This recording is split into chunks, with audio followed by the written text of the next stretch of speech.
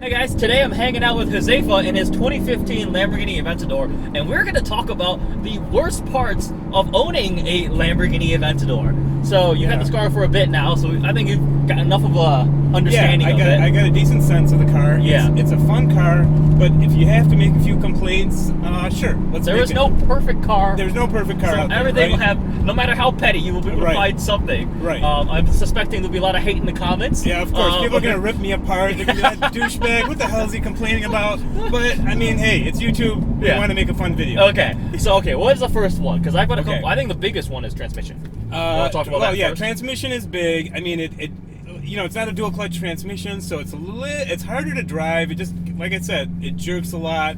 It's not smooth like when you're in the Huracan or the 458. Smooth as silk, fun. I mean, it's just like bam, bam, bam, shifts right away. Yeah. This shifts, but it's like jerks, and it's like it feels dated. Yeah. So here, to lend you some credibility, you have owned a 458, a Huracan, a Gallardo, RA, Porsche. So you've had 430. You've had a wide enough experience of all these supercars. So yeah, you should have credibility. And I mean, somewhat credibility. Yeah. Somewhat. I hope. Yeah, a little bit. But it's a single clutch. Yeah, single clutch. And that bothers me. At full speed, like if you're doing hard shifts and full course, it does hit you in the back of the head fast because they boast the 100 millisecond shift time or something like that. But the big problem is it just doesn't behave well when you're driving slowly. When you're parking, it's jerky, right? Right. Yeah. Exactly. That's absolutely. I'm glad you're a good talker, Eddie. I enjoy listening to you. I am a good talker. Thank you. Another compliment. So yeah, that's good. Yeah, that's true. What's the have you had issues with the transmission? Well, no, not yet. Yeah. So that's good. I mean, so far it's fine. Like when you hit the accelerator, this thing.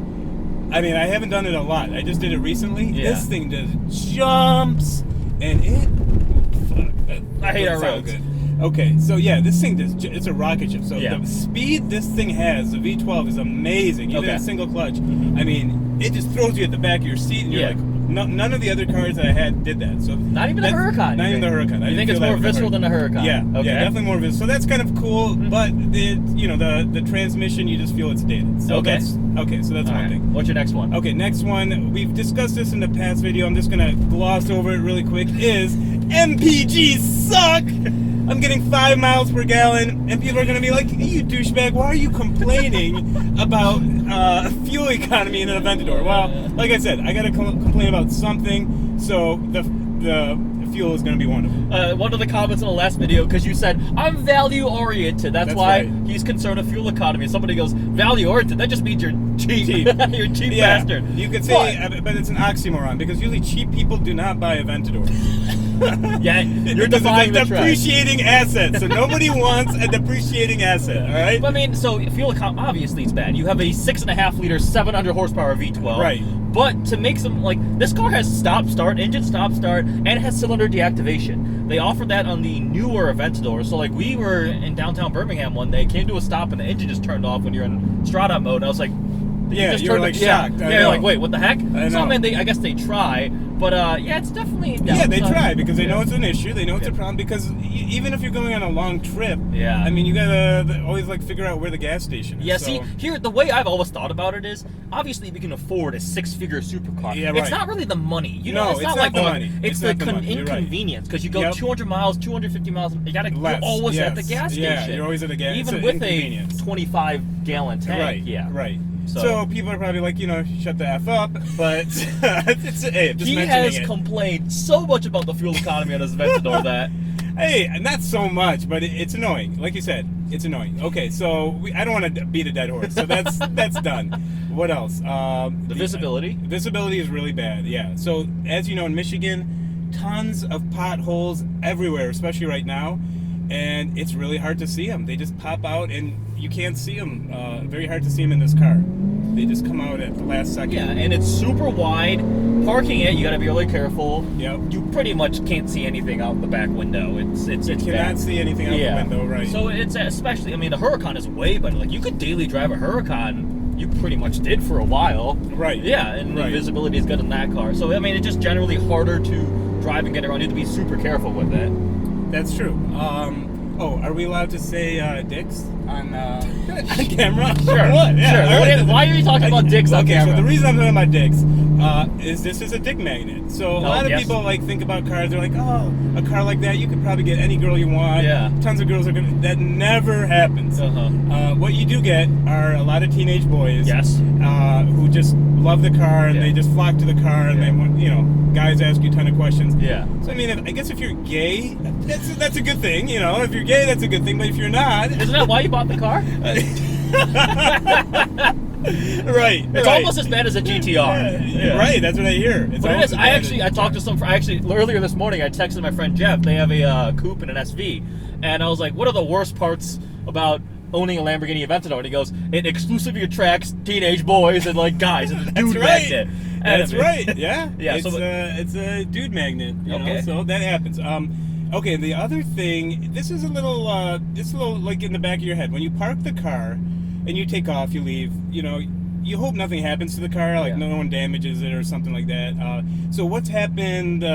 Like when I first got the car, I saw these little kids like just kind of flocking to the car when I came back to it. I was like, oh, okay, they probably liked it, whatever. They were looking at it, and then it was a little dusty. And then I see that they drew several penises on the hood. Agreed. Yeah, so with their finger they drew a bunch of penises. Yeah. So I thought that was pretty funny, actually. That's a valid thing with any nice car. I know. I always, even with my Audi, I park super far away. Yeah. And inevitably you'll come back, and even though you're 25 rows out and you're like an extra 5-minute walk from the building, there'll be somebody parked right next to you. Yeah, that happens. People like doing that, yeah. which is it's annoying. I mean, you're trying to get away, so you don't want to have any door dings.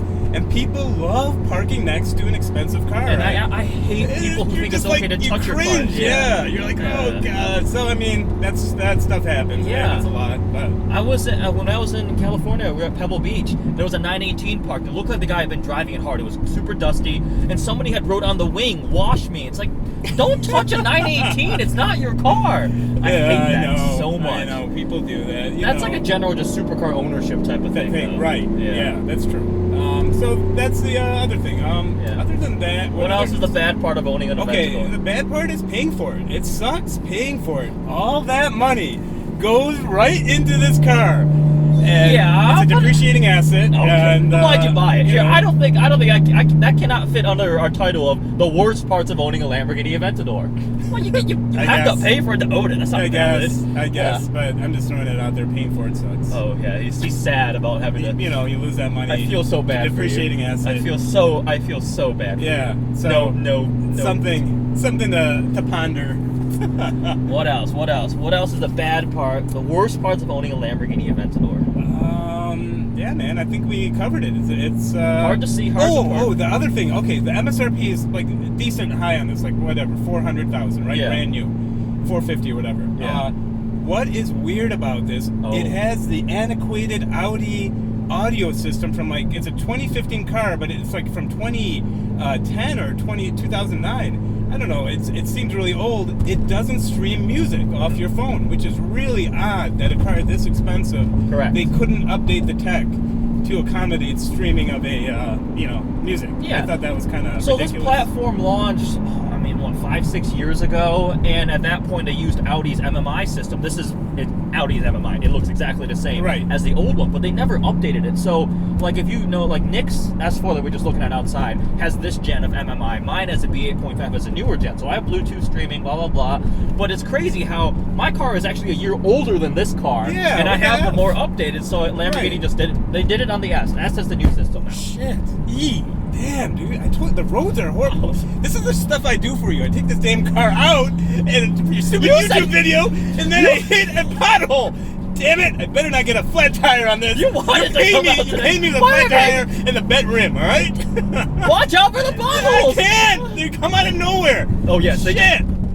Swerve! I do that with the i8. I had Swerve! Michigan roads suck. Yeah, they suck. They blow. This is the worst state. I hate this. I mean, come on. I don't know why the roads are so bad. We're changing the title of this video from the worst parts of owning a Lamborghini Aventador to the worst parts of living and driving in Michigan. In Michigan, yeah. Michigan sucks. Thumbs down. Our roads are bad. Let's see. So, okay, high level summary then. The transmission is really bad, antiquated. Yes. Compared to the Huracan dual clutch, it feels like, yeah, there's auto stop. Auto stop. Compared to the Huracan, it pretty much is it's slow. It's not really civilized, not smooth. Hard to see out of, hard to park. Hard to see, how to park, yep. What else? MPGs, we already mentioned that. And the kids. Kids draw dicks on your car. Draw dicks on the car, which is mildly entertaining. Good thing you have the whole car wrapped. Yeah, that's Good nice. That is nice. Yeah. So if it's dusty, kids will draw dicks, which is lovely. Coming to a car. Coming to your $250,000, no, your $400,000 Lamborghini, like, what's that? Oh, that is male genitalia drawn on my car. That's right, multiple penines. Penine. I mean, okay, so what? I guess it's kind of. There's a couple obvious ones, but then other than that, it's kind of hard to hate the car because every time you drive it, it puts a big smile on your face. A big grin on your face. Yeah. I love it. Whatever the flaws are, I love it. It doesn't matter. So you're right. That part. That whole screen just like blinked. I know. That totally More like crap. I hope that doesn't get fried. Oh, I guess other than the reliability, maintenance, it'll cost a lot. It's not a cheap car to own. That's true. To Insurance, maintain is expensive. I mean, but it comes with okay, this road is horrible. Let's flip around. Let's take off. Yeah. So there you have it. The worst parts of owning and living with a Lamborghini Aventador. Some of them you can't get over the fact that the engine turns off. That's amazing. It doesn't happen a lot, but when it happens, I was like, wow. Saving you fuel. So that's right. Here we have my friend Josefa, who is also the only Lamborghini Aventador owner who consistently complains about his fuel economy every other hour. They're the worst parts of it. Yeah, that's right. Hope you guys liked the video. If you have any questions, please let us know. Thanks for watching. Thanks. Let us know what else you want to see on YouTube. On this car? Yeah. Or just YouTube in general? Both. This car and YouTube in general. All right, sounds good.